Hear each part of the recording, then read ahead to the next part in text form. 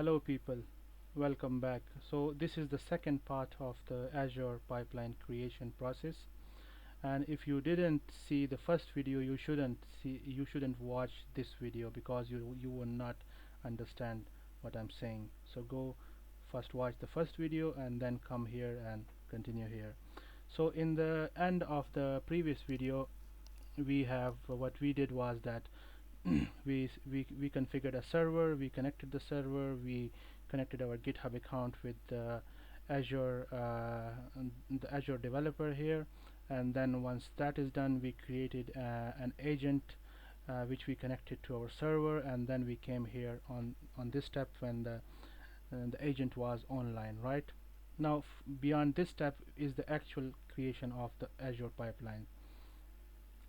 Uh, we should go to the pipelines here, click here, or pipelines. These are the current pipelines that are running, which I have created, some 1 month ago, some yesterday, and some today even, right?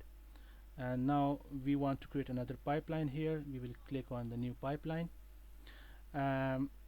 We would go with the use the classic editor, this one, not this one, because I use this one. And then we would go with the GitHub here, and just as I said, we need to connect our GitHub connection. I have tried multiple times, but you should be clear with one time. This connection was the one that we connected in the previous video, right? So click on here, and now on the browse button it will show you all your repositories, and we are interested in the curb employee backend, this one, right? Select it, and then it says which branch are you most interested, because on that repositories the main branch is something that is always I mean the main branch is the main focus, right? That is the main repository. The others are not of the interest here, because whatever merged is also is already available on the main branch, right? So I'll click on continue, and I'll say an empty job here, right? So this is the pipeline, and we should name it like this because there are other pipelines with that name. We can write curve employee backend, right? This is the name, and this is not an Azure pipeline. This is the pool should be the one that we created, curve employee backend, this pool.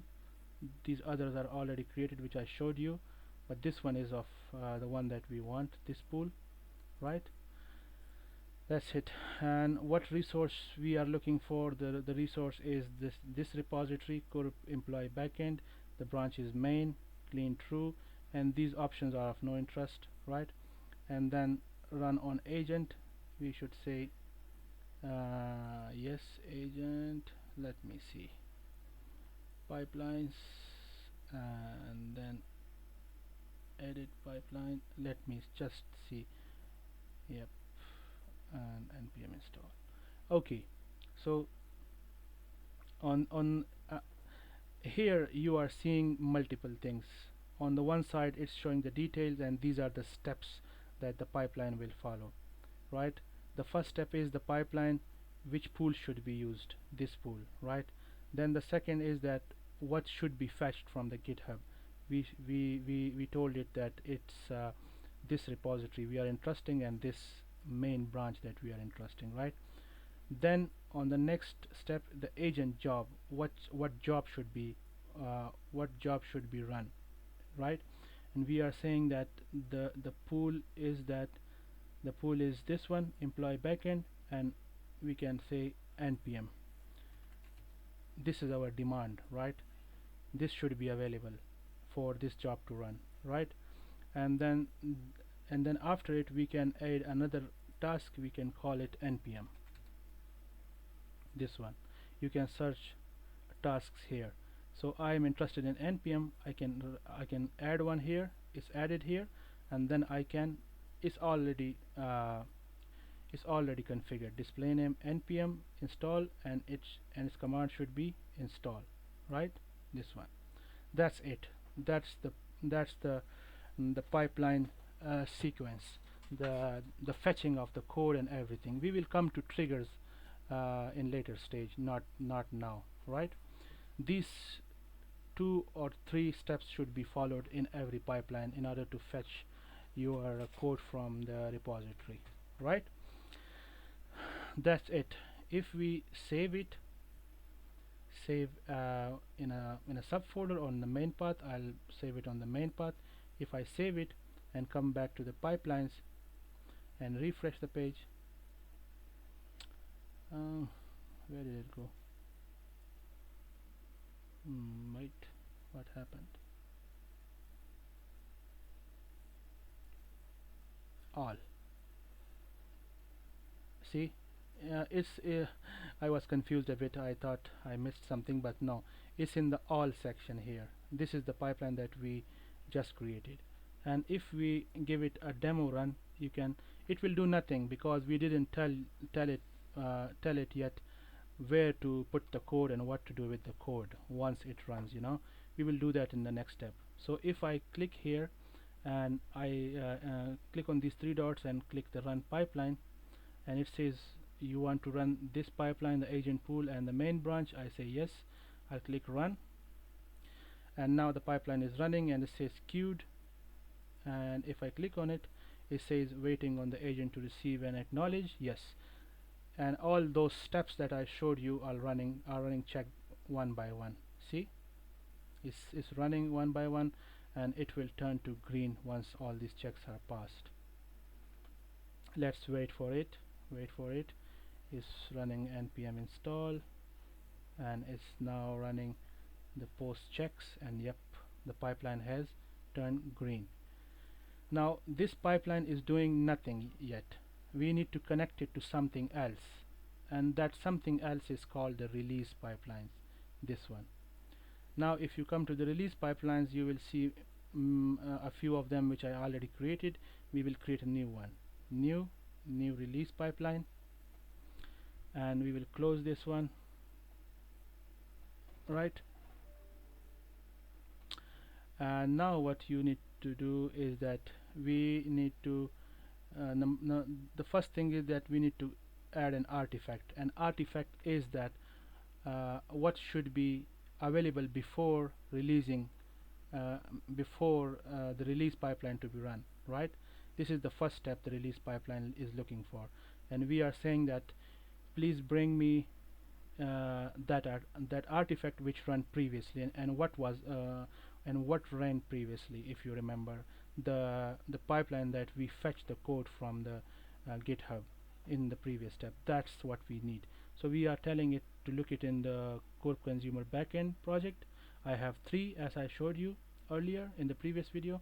I'll select this project because this is the one that I have my artifact in. I'll choose the artifact. Now the artifact that we created was this one, core employee backend. Click it, right? And the latest version which ran just now, right? Or you can choose from a specific version, right? But I'll say the latest version, this one, and it should be named. So the name should be like this one, or you can use your own name. I'll click add. That artifact is now available to be done something with this artifact, right? This is already here now. Now you need to do one thing.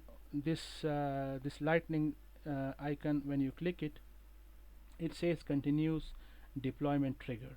Whatever is done here should be deployed or done something with these options. I say continue deployment trigger, and you should add a branch.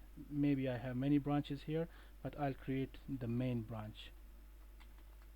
You can search even the main here, and you click it, you can MAN this branch, right? The tags field should be empty. If you have tags, you can put your tag even here, right? This is the continuous deployment trigger that I am enabling. When that is enabled, I can cross it. Now this side of the release pipeline is ready, based on already which we created the pipeline to pull the code from the GitHub npm install it and place it here. Now this lightning's icon will do the magic. It will push the code here. Now we don't have something here. We can just choose Azure App Service Deployment add here by clicking it, and we will call it production, or whatever your pipeline is about. Maybe you will have a testing pipeline, then you will have a staging pipeline, but I'll create a production pipeline directly right here. Right, this is production now, and you need to click on the jobs, because this stage jobs are not configured correctly yet. We need to click on the jobs. We will delete this one. We don't need this one. The first thing is that run on agent. Yes, we want to run it on agent. What agent or what pool we are looking at? We are looking at core employee backend pool here, and then we need to add our I think that's it. We need to run it on this agent, right? And that's it for this part. The rest is already picked up from the artifact section, if you remember the previous one. That's it. Now what we need to add is a command line here. Command line, yeah, this one. And for the command line, we will write a few things. Let me copy it from the release and edit and jobs and command line and copy. Yeah, copy it. In the command line, we are telling that echo this is the current directory. I mean, it's just an echo, right?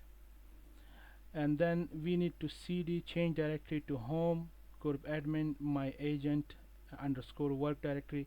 Remember, in first video I told you about the underscore work directory, and then inside is a one directory and then an s directory. Is just changing directory to this path, this script, right? Then we are showing the present working directory by command pwd. Then whatever is in this directory, we are copying it and rewriting it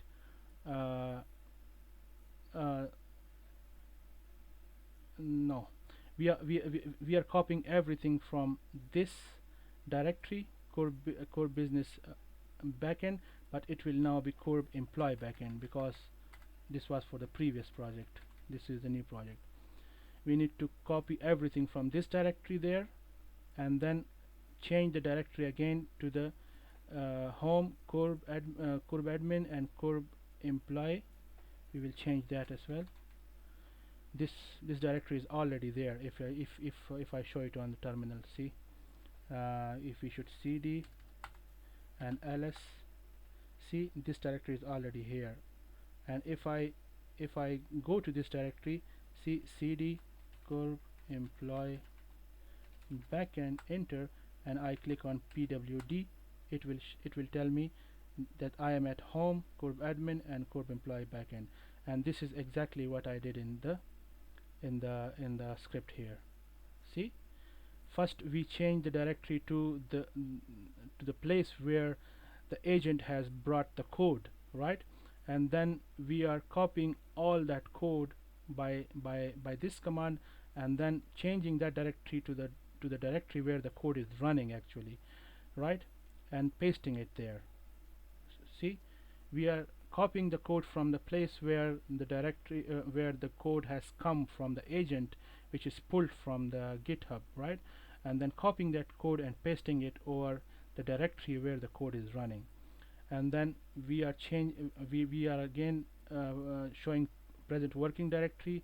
Then we are saying npm install, and then we are saying pm2 restart server.js. The pm2 is a library that keeps your server running even if your terminal is not on, right? So for time being, if I go to the terminal here and I say I'm inside in the code that is running directory, right? if I say PM2 status, it will tell me that your server is running and it's online. See this one.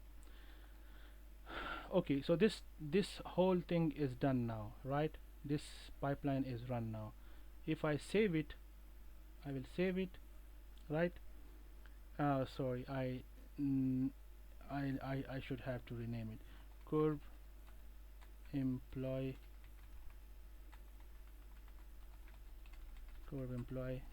backend pipeline. Save it. Yep. And if I come back to the release pipelines, I will have another release, this one, which is not run yet. See this one. Now for a testing purpose, we should run this whole pipeline once, right? Not from here, but go to pipelines, and we should come to employee backend, this one, and we should click on the run pipeline. But you will see certain steps. The first step will be that the code will be fetched here, right, in a new job here. And then once that is done, then we will switch to release pipelines and come to the core employee backend pipelines, and here a new release will be started, and I'll show you the step by step all these things. So I go to pipelines, I come to employee backend, run pipeline, and yeah, it says that the pool is this one and the branch is this one, and we should run it. And when it's run, it will go to here, the job, and it will now the server will now come into action. That agent which is on the server will come into action. It will follow all these steps, npm install everything, and now we should go to release pipeline. When this one ticks green, now we should go to release pipeline, and we should click on this one, and there you go, one release coming, and it says it's in production, right? And sorry, it's in the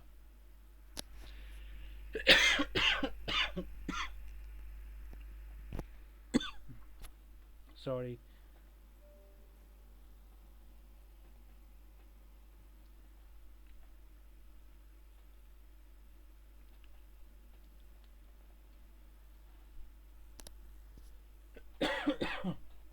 Okay, so yeah, I'm really sorry for that.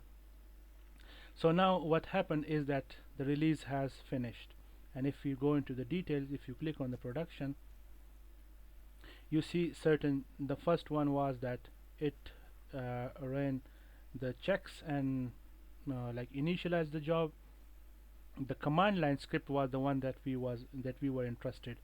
So if you remember the command line, we first echoed this is the current directory, then we came to this directory, and then we copied the code, and then we pasted the code here in the code employee backend.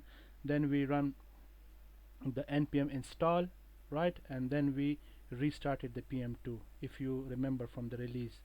If I go to the employee, edit, jobs, commands, these all steps are now ran here in this employee backend release pipeline in here, so you can verify it from here, and then and then you can go and check your project that if it's ran successfully or not. Because it's ran successful, that's why my front end is working, otherwise it would be crashed. But how should we verify if it's working or not, right? We should log out from this project, and this is my the login part, right? I can go to my source code in where I'm working, and I can switch to the API directory which I just created the pipeline for. You can come here, curb employee backend, this one, and cd curb employee backend, and we can go to the controllers, and in controllers I can go to the auth, and in the auth curb employee login, and I can maybe console log out something. Let's first pull it. Git full origin main is already up to date. I'll console log something here, right? Console log, and I'll say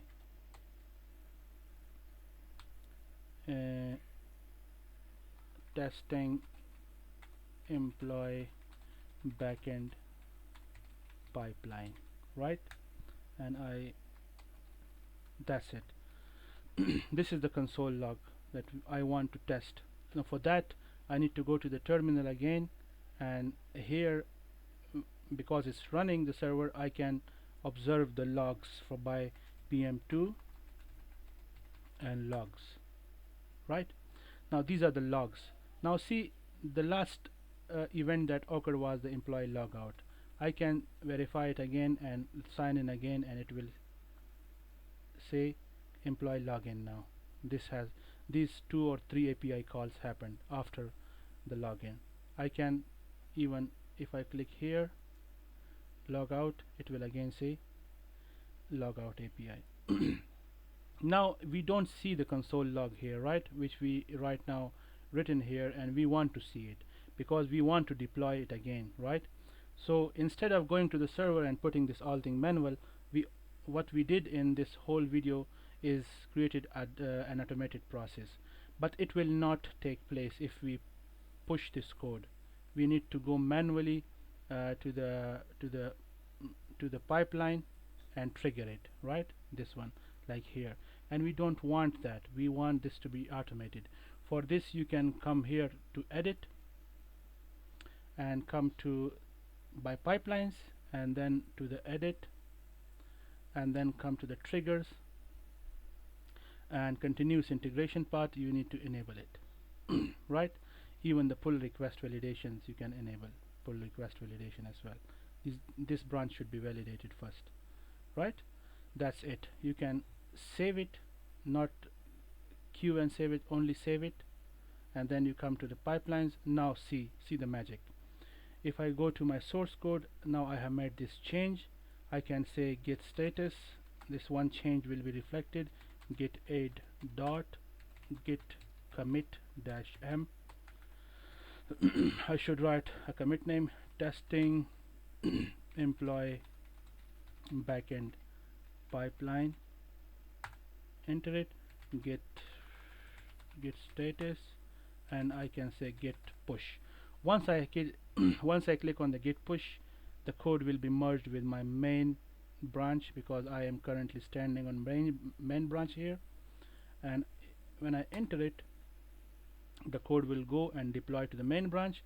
And here, see the magic. Now this pipeline will sense that that code. If I refresh it, see, it has sensed. It's running now. It's doing one job, and that job is this one, testing employee backend pipeline. That's the commit I made to my repository. If I click it, it's running. See, and it's now in the running form. It's almost done. We should go to the release, and in the release we should be seeing another release. There you go, release 2. Okay, now this release is running. We can go and check the jobs. An agent is ready for the job, and it's running the scripts. Even it's showing what's happening on your terminal in the back end, you know. So it's doing all these steps in the script we wrote before, and now it will be finished. Let's see. Yep, it's finished, and the server is again restarted, because we have written it in the script that once the npm install occurs, you need to rerun the rerun the pm2 command to restart the server. And now if I go to the login, that means that this console code has been deployed successfully, and we need to check it. How? We need to check it by the terminal logs here. You can check it here. See, we don't have anything here. If I click on the login, okay, let me see. Yep, there you go, the console log. Do you see that? Meaning that the code we tested has been deployed. I just need to see why it's not logging in. Maybe there is some refresh problem or anything with the server, but that's what I wanted to show you. That's it for this video. This console has been deployed. We can revert it. Let's revert it. Control Z, Control Z, Control Z. We have only made this one change. Git status, git add, git commit -m, revert the change, git status, git push. once we do that, the pipeline will run again here, again reverting again running the pipeline. Revert the change, it will turn green.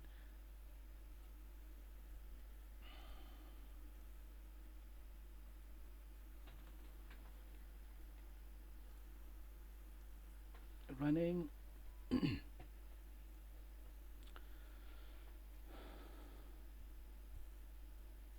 We should go to the release, and there you go. You will have one more release now. Release 3, production, and it's in progress. Refresh it, waiting for the console output from an agent.